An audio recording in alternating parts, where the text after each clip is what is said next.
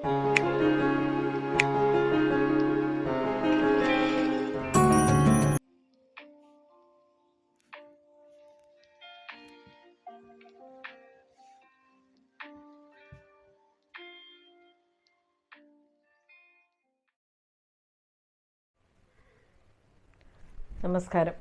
വിളക്കുമരം എന്ന ചാനലിലേക്ക് ഏവർക്കും സ്വാഗതം. ഏകദേശം 35 വർഷത്തോളം കോളേജിൽ അധ്യാപന ജീവിതം കഴിച്ച് ഇപ്പോൾ വിശ്രമ ജീവിതം കഴിക്കുന്ന ഒരു വന്ധ്യയായ മാഡത്തിനെ കഴിഞ്ഞ ആഴ്ച കാണാനിടയായി. 70 വയസ്സോളമുണ്ട്. സംസാരിക്കാൻ ആളില്ലാഞ്ഞതിനാലാവാം എന്നെ കണ്ട ഉടനെ മാഡം സംസാരിക്കാൻ തുടങ്ങി. ഇടയ്ക്കെല്ലാം മറവിയുടെ ലോകത്തേക്ക് പോകുന്നുണ്ടെങ്കിലും പഴയ കാര്യങ്ങളെല്ലാം ഓർത്ത് ഒരുപാട് സംസാരിച്ചു. അപ്പോൾ എന്നോട് ചോദിച്ചു, റിട്ടയർ ചെയ്യാറായോ? ഞാൻ പറഞ്ഞു, ആയി വരുന്നു. എന്നാൽ സിസിക്ക് പ്രയോജനപ്പെടാവുന്ന കുറേ കാര്യങ്ങൾ ഞാൻ പറയാം.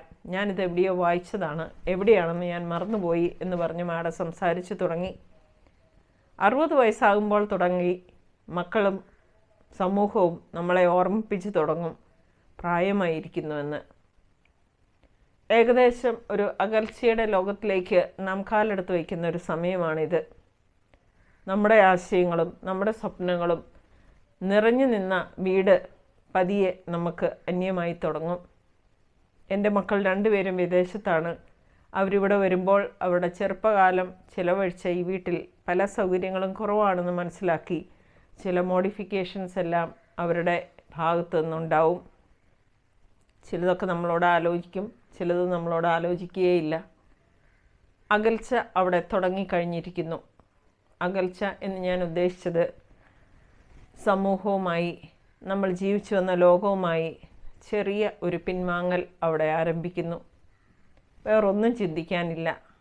നമ്മുടെ ഇത്രയും നാളത്തെ സംഭാവനകളെല്ലാം ചിലരുടെയെങ്കിലും മനസ്സിൽ സ്പർശിച്ച് നാം കടന്നുപോയി എന്നാണ് ആ സമയം നാം ചിന്തിക്കേണ്ടത്. ഏകദേശം 70 വയസ്സിലേക്ക് കടക്കുമ്പോൾ സമൂഹം നമ്മളെ മറന്നു തുടങ്ങിയോ എന്നൊരു ചിന്ത നമ്മൾക്കുണ്ടാവും.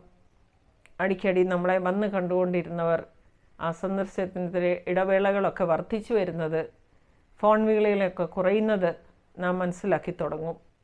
പല വിധത്തിലുള്ള ശാരീരിക അസ്വസ്ഥതകൾ മുന്നിട്ട് നിൽക്കുമ്പോഴും ചിന്തിക്കേണ്ടത് ഇത്രമാത്രം: തിരക്കിൻ്റെ പടിവാതിലിലൂടെ കടന്നു പോകുന്ന മറ്റുള്ളവർക്ക് നാം പതിയെ അന്യരായിക്കൊണ്ടിരിക്കുകയാണ്. അല്ലെങ്കിൽ നമ്മളെപ്പറ്റി ചിന്തിക്കുന്ന സമൂഹത്തിൻ്റെ ആ ഒരു ലെവല് അല്പം കൂടെ കുറഞ്ഞതായിട്ട് നാം മനസ്സിലാക്കും. യാതൊരുവിധ കാര്യങ്ങളിലും നമ്മുടെ പങ്കാളിത്തം ഉണ്ടാകാതെ പോകുമ്പോൾ അതൊരു സ്വാതന്ത്ര്യമാണെന്നും ഉത്തരവാദിത്തങ്ങളിൽ നിന്നുള്ള മോചനമാണെന്നും നാം കരുതിയില്ലെങ്കിൽ ജീവിതം ദുസ്സഹമായിരിക്കും. 80കളിലേക്ക് കടക്കുമ്പോഴാണ് മക്കളും പേരക്കുട്ടികളും സമൂഹവും എല്ലാം വളരെയേറെ തിരക്കിൻ്റെ ലോകത്തിലാണ് എന്ന് നാം മനസ്സിലാക്കുന്നത്. അവർ തിരക്കിട്ട് ഓടിക്കൊണ്ടേയിരിക്കും. നമുക്ക് പ്രത്യേകിച്ചും ഓടാനായിട്ട് പ്രത്യേക സ്ഥലമൊന്നുമില്ലല്ലോ. നമ്മളുടെ ചിന്തകളും നമ്മൾ ചെയ്ത് മുന്നോട്ട് പോയ കാര്യങ്ങളും ഒന്നും മറ്റുള്ളവർക്ക് യാതൊരു രീതിയിലും വിലമതിക്കുന്നതല്ല എന്ന തിരിച്ചറിവ് നമുക്ക് തരുന്ന സമയമാണ്. എങ്കിലും ഈ ലോകത്ത് ജീവിച്ചിരുന്നപ്പോൾ എന്തെല്ലാം ചെയ്തു എന്ന് വീണ്ടും വീണ്ടും അയവിറക്കി ചിന്തിക്കുന്നത് നമ്മൾക്കൊരു പോസിറ്റീവ് എനർജി തരും. 80കളിലേക്ക് കടക്കുമ്പോൾ ചിന്തിക്കേണ്ട ഒരു കാര്യമുണ്ട്. നാം തിരക്കിൻ്റെ ലോകത്തിലായിരിക്കുന്ന മറ്റുള്ളവരെ യാതൊരു രീതിയിലും ബുദ്ധിമുട്ടിപ്പിക്കാതെ മുന്നോട്ട് പോവുക. വളരെ അപൂർവമായി, ഇനി അഥവാ 90കളിലേക്ക് കടന്നു എന്നിരിക്കട്ടെ, മാഡം ചിരിച്ചുകൊണ്ട് പറഞ്ഞു. ആ സമയത്താണ് നമുക്കൊരു തിരിച്ചറിവുണ്ടായിരുന്നത്. ഇങ്ങനെയല്ലായിരുന്നു ജീവിക്കേണ്ടത്. ഇനിയൊരവസരം കിട്ടിയാൽ ചെയ്യേണ്ടിയിരുന്ന പല കാര്യങ്ങളും ഉണ്ടായിരുന്നു. പക്ഷേ പ്രയോജനമില്ല. ഉള്ളതിൽ സന്തോഷിക്കാൻ ശ്രമിക്കുക. ഞാൻ 2-3 ദിവസത്തേക്ക് മാഡത്തിൻ്റെ ഈ വാചകങ്ങളെല്ലാം ചിന്തിച്ചുകൊണ്ടേയിരുന്നു. എത്ര ശരിയാണ്.